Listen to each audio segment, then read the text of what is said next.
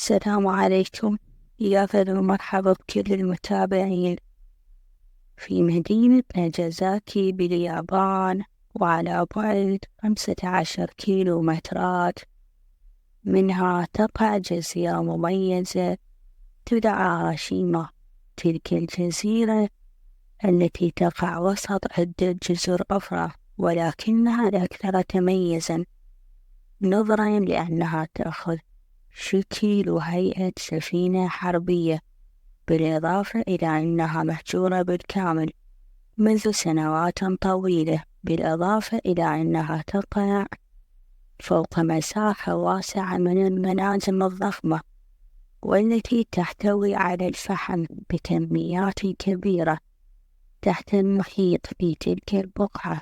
ولعل هذا كان هو السبب في لجوء السكان إليها منذ عام 1887، وعندما قام عدد من السكان في تلك الجزيرة أنشأوا فيها بعض الأبنية الدراسية والمقاهي البسيطة، وسارت الحياة بصورة شبه متوسطة، إلى أن تم اكتشاف مناجم الفحم أسفل منها، فتوافد إليه الكثيرون، وتم التوسع في الأبنية التي تحولت إلى أسواق ومطاعم وحياة كاملة في هذه الجزيرة المنعزلة.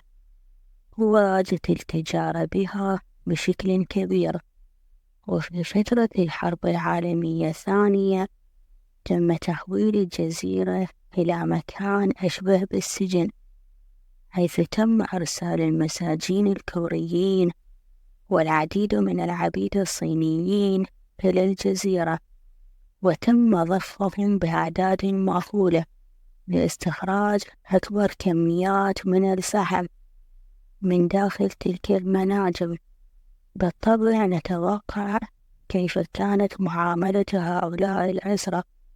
تحولت حياتهم إلى جحيم، حيث كانت تقدم لهم أسوأ الأطعمة، بالإضافة إلى تعذيبهم وإجبارهم على العمل لساعات طويلة للغاية لا يتحملها بشر، ودون أدنى قدر من الراحة، حيث كان يتم إيقاظهم مبكرا للعمل كالبهائم دون كلل أو راحة، وحتى منتصف الليل دون تقديم أي مساعدات لعلاج المرضى منهم، بل كان يتم تركه يلاقي حتفه داخل المناجم، ولا يتم احترام الجثث التي كانت تبقى في ركن فارغ لتتحلل ببطء.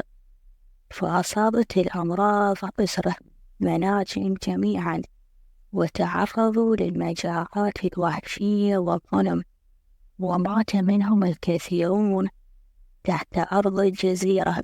بالطبع الحياة فوق أرض الجزيرة كانت مختلفة للغاية، وقد ازدهرت التجارة مما رفع من قدر الحالة الاقتصادية لها، فأصبحت بحلول عام 1959 من أكثر الأماكن المأهولة بالسكان حرفيا على وجه الأرض، بينما يعاني العمال أرضها من الفقر والموت والجوع، ويواجهونه وحدهم، حيث تركوا للموت مثل الحشرات تزايدت العمالة وازداد معها الدخل. ولكن بحلول عام 1974 حل البترول محل الفحم، وبدأ اقتصاد الجزيرة في الانهيار تدريجيا، حيث ظلت المنازل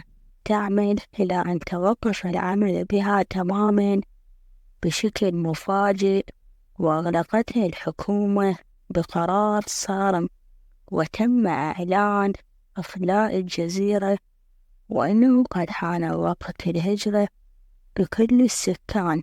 لماذا لا أحد يعرف حتى الآن، لكن السكان رحلوا بالفعل، وتم إخلاء الجزيرة بسرعة كبيرة، لدرجة أن العديد قد تركوا متعلقاتهم الشخصية بها دون أن يأخذونها معهم، وهذا بالطبع فيما يتعلق بالسكان فوق الأرض بالجزيرة. ولكن ماذا عن العمال تحت الأرض؟